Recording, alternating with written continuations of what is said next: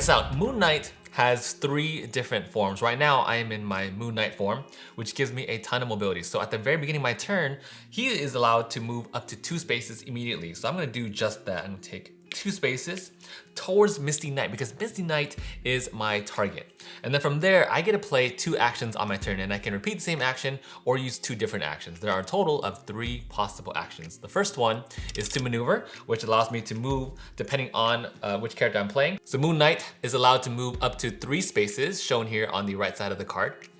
And then part of the same action, I get to draw a card as well. So maneuver, move, and draw a card.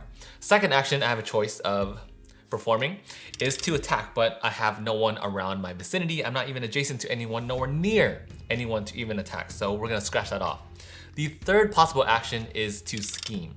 Now there are these special cards. They have a yellow lightning symbol, and these just perform various different effects. And I'm actually gonna use this exact one called Travelers of the Night. This one allows me to move Moon Knight up to 4 spaces. Now this is a pretty cool one because now Moon Knight can literally fly over to Misty Knight and launch an attack. So I'm gonna do just that and move 1, 2, 3, and 4 spaces.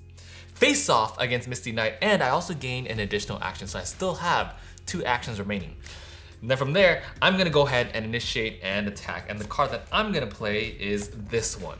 That's why I always win. Now this one has a damage of 3, and it has an effect. During combat, I can actually boost this attack. Boost actions are super cool because they come into play when you're moving. You can actually discard a card. Every card is gonna have a number on the right side. This is the boost number. So if I were to maneuver, I can boost by discarding a card and then add those additional numbers onto my movement space. But in this case, I'm going to attack. And then during combat, I can boost by discarding another card and boosting that attack. So from there, I'm gonna play this card face down, and Luke Cage in turn is going to respond. Every character has a choice to defend. Luke Cage is going to play this top card, reveal, and now we're gonna look to see when these effects trigger. They both say during combat, so they'll ideally will be triggering at the exact same time. Now first off, Moon Knight says during combat you may boost this attack, and he's gonna do exactly that. So he's gonna discard this card, which is Madness Will Keep You Alive. This one is going to give a boost value of 3. Now Moon Knight's total damage is 6. And then Misty Knight, we're going to go ahead and activate that effect as well. This one says if Misty Knight is adjacent to the opposing fighter, the value of this card is 6 instead. So now she's going to block all the damage. Now from there, Moon Knight still gets 1 more action, but the thing is, he's kind of out of option because he kind of just milled all these cards in order to get 1 full-blown attack on Misty Knight, which failed miserably. So instead, I'm gonna try to restock on some cards, and I'm gonna go ahead and run away for a little bit and maneuver 3 spaces. Let's go ahead and go back this way, and then go ahead and draw 1 more card. So I got another Travelers of the Night. That is it for my turn. Moving on to Luke Cage. Now Luke Cage instead is going to go on the offense and retaliate for what Moon Knight just attempted to do. He's going to play this card called Where's My Money? Now this is a very powerful card. It literally is going to teleport Luke Cage right next to Moon Knight. So now, playing this scheme card, Luke Cage travels over here, and I still get 2 more actions. Now the other card remaining in Luke Cage's hand is called Get Paid. This one says, not only will it cause 4 damage, but after combat, if I won, I also get to draw 2 cards. Now there's probably a good reason why Moon Knight ran away. He probably has nothing left remaining. So I'm gonna go ahead and play this card as my combat card. We'll go ahead and play that face down and see what Moon Knight responds with. Now as part of combat, again, we're going to reveal some more cards, and we get Paid, 4 damage versus 3 damage. So regardless, Moon Knight is going to take 1. And both of these effects are after combat. So let's go ahead and deal that damage now. Moon Knight is going to lose 1 health. So we're gonna drop him down to 9. And then for Moon Knight, it says after combat, if you won, he didn't. So the rest of this effect doesn't even matter. We're gonna go ahead and switch on over to Luke Cage. This one says, if I won the combat as Luke Cage, draw 2 cards. And then I still get 1 more action, and here's what I just drew. I drew Power Man. Now this one just has Luke Cage just bulldoze through characters, but instead I actually want to play this one, just straight up raw damage. Sweet Christmas. His signature line causes 6 damage, so we're gonna go and play that face down. And then Moon Knight is going to respond with this card instead. And again, we reveal 1 last time, and we're gonna cause 6 damage, but it's gonna be blocked by the 2 here. So instead, Moon Knight takes 4 damage. And this one says, during combat, add the boost value of the top card of your discard pile to this card's value.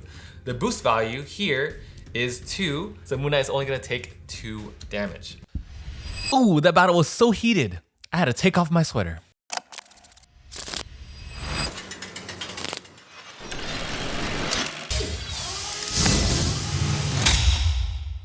Hello everyone, welcome back to the Wolfpack. Today we are talking about Unmatched Redemption Row. Now we're gonna dive straight into it. First off, this game, you have one goal and one goal only, and that is to reduce the other person's health down to 0 first before they defeat you instead. You are pitted in one arena.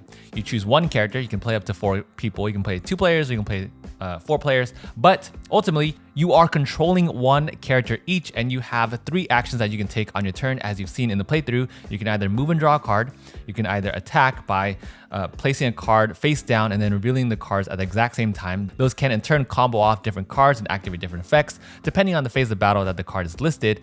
And as a third action, you also have the choice to play scheme cards. Now, scheme cards are cards with the lightning symbol. They basically act as like different status effects, or it allows you to like teleport, like you saw with Luke Cage, teleporting to the other character right away and then initiating an attack right after. So move and draw, attack, and playing scheme cards. That is the gist of this game. That is one highlight that I love about this game. It is so easy to learn and so quick to teach. You can teach this in about less than 10 minutes and you can play in 15 to 25 minutes. Now, before I unveil to you my thoughts about this very, very cool game, let me go ahead and tell you about each of the 3 characters included in Redemption Row.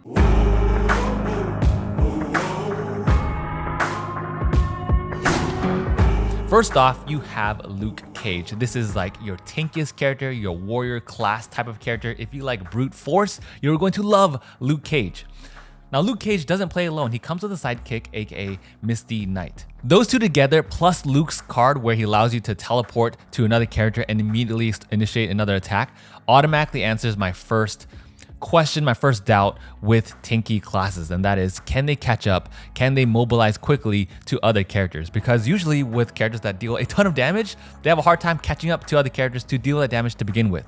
Luckily, it's addressed and mitigated somewhat by having 2 characters that you control for Luke and the card that allows you to teleport. And then we have, opposite to that, my personal favorite, Moon Knight. Yeah, I'm your hero.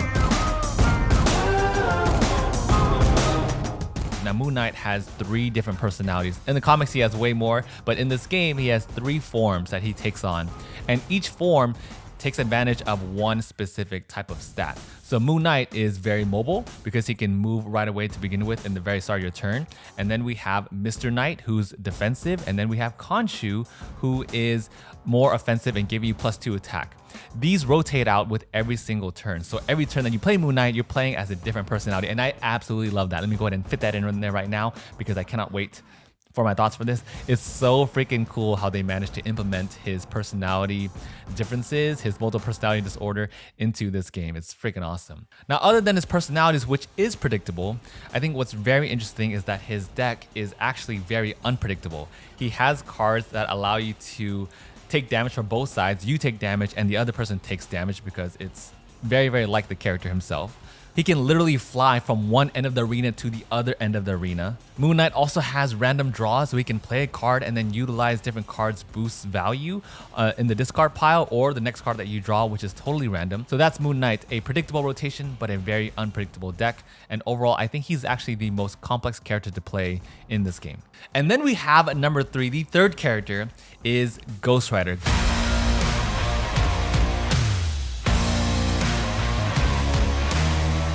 Ghost Rider is unlike the other 2. He plays so different from everyone else because he's honestly good at everything. He's very, very good at dealing crazy damage.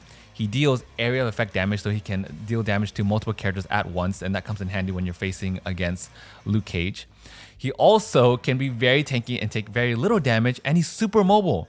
But all of that is very dependent on his resource pool, which is Hellfire. He has 5 Hellfire to start the game, and different cards will give him more Hellfire, and different cards will also utilize Hellfire in order to amplify the effects of his offensive, defensive, and resource generation abilities. He is insanely, insanely fun to play with. I would say he plays like a glass cannon. Utilize your Hellfire resources correctly, and you can deal damage while also mobilizing yourself and avoiding damage.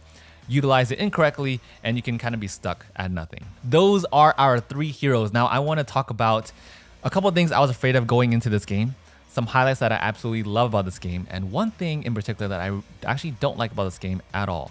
So let's go ahead and start off with what I was very fearful going into this game, and that is Unmatched a game where you're just slapping on an IP and it's not fun and there's no substance, or it just, the characters are there but they aren't well represented? I am so happy to say that it is not any of the above. In fact, every character is super asymmetric, and they are very distinguished in how they are represented in this game, and I love that, especially for Moon Knight, because I just think the way his personalities switch out, I think the way he's unpredictable is just so freaking cool in this game. That fear was immediately extinguished within like the first game, and I played this game 7 times so far. However, if any of you, let me know down in the comments below, if any of you have played this at the 4-player count, let me know how that went, and I would love to try this arena game at a higher player count. It sounds super cool and very chaotic, something that I'm very down for. So leading me to my second fear, I was very afraid that this game was going to be a hack and slash, a slog fest where you're literally looking at each other and playing card and attacking. But luckily, the game actually discourages that, because you can't do that for long. Even though that does happen, there is some inclination to that happening for like maybe a turn or two, but after that you're going to run out of resources and you have to run away and be able to draw cards. To add on to that point, to clarify it a little bit, I feel like the game never truly feels one-sided. If it does, it's very temporary, and each character has like this rock, paper, scissors effect where one character has an advantage, it can be addressed by another character's abilities as well. So for instance, Ghost Rider, if he's locked in place and Luke Cage is just slamming him against the wall with Misty Knight, he can run away and dish damage to them as well using his health cycle, running away, dealing like fire damage to them. Moon Knight can teleport in, deal damage, run away, but that doesn't mean he can't be caught, because then Luke Cage can just teleport to him.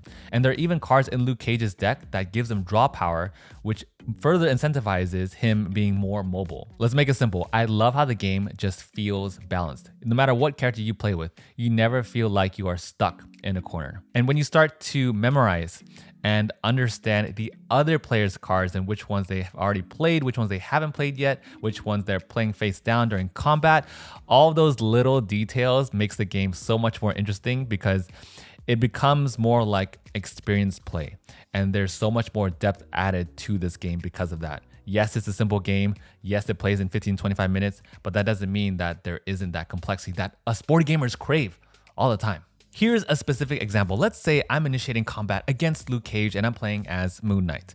I play this card, that's why I always win. You may boost this attack during combat. Play that face down, and then Luke plays his card face down. We both reveal our cards. And then Luke reveals Skin Like Titanium, which pretty much reflects damage. That's going to completely change my strategy as Moon Knight, because I was planning to boost that attack and deal 6 damage. But now that I'm going to be taking that damage myself, it's going to make me rethink about everything that I'm doing. And it's those little strategies, it's those little like trap card like cards that really make me enjoy the game that much more. It's that Yu-Gi-Oh! Trap card feel that's added to combat. Now, let's go ahead and knock down the game a little bit. And the one rule that I find so strange is that you have to be in that spot in order for you to use that exact item. Restricting players to be able to use items at that specific location de-incentivizes us to go for those items. And in this game in particular, it goes up in a curve because it slowly amplifies. The beginning is a little bit slow. It's consistently a little bit slow. And then as you get towards the end, where both of you are kind of just neck and neck in health, that's when items, I guess, would matter that much more, because everything is just so much more tense. And items in the beginning, I feel like, would incentivize and even amplify the beginning gameplay, because then we would race towards getting those items first. And then you can use it whenever you want, instead of just being limited to that specific location. Because the game is restricting us to be at that specific spot, it doesn't really make it as fun as it can be. We actually even rarely use the items, and if one person is like stuck there waiting for the other person to initiate an attack for that item, it just becomes somewhat of a stalemate. And for me, it doesn't really encourage fun play. If they just lifted that rule and just said, hey, you can use items whenever, honestly, it would fix a lot of things. But to counter that myself, that is my experience only with this game, and I'm only pretty much experienced with the Unmatched Redemption Row, not the other one. So if you've played the other games where they have had items in the environment, let me know how that has worked out for you. Secondly, items aren't even that big of a deal because they only have like a +1, +2 modifier. So even if they were to be encouraged more at the beginning of the game, will it really make a big difference? Eh. With that said, I am giving Redemption Row a 4 out of 5. This is a solid PvP arena skirmish game that really fills in that niche for board games. It'd be an amazing game for travel. It's a great gateway game. The best parts about this game for me is that it rarely feels one-sided. It always feels like you are constantly pushing and pulling against each other. I love how cards incentivize smart play. It really makes you want to play it again and again to learn everyone else's cards and to also re-strategize with your own. Boosting, finding card combos is extremely fun and satisfying. The asymmetry in this game feels so on point. I love the way Luke Cage and Moon Knight and Ghost Rider are all represented. I feel like they have been given their due respect from the comics. And like I mentioned earlier, the one thing that I don't enjoy is the way items are implemented in this game. So with that, I think this is going to be a fantastic travel game. Like I said, this is my very first true entryway to Unmatched, and I'm very glad with it being Marvel Heroes. It makes me more excited to get the other expansions. Let me know down in the comments below which one I should get next, because I think from what everyone else has been telling me on Instagram and a couple other friends, everyone seems to be encouraging Bruce Lee to get next. So I'm definitely looking at Bruce Lee next, maybe the Raptors, but let me know if you are planning to pick up Redemption Row, and if you've made it to the very end, comment down below your favorite hero from this set. Is it Moon Knight? Are we hashtag Team Moon Knight like me? Are you Team Luke Cage, or are you hashtag Team Ghost Rider? Comment down below. Thank you all so much for watching this review, and I will see you all in the next video. Oh hey, are you still looking for Marvel themed games? Because I think you might like this one. Marvel Champions. It's a good one too. Check it out.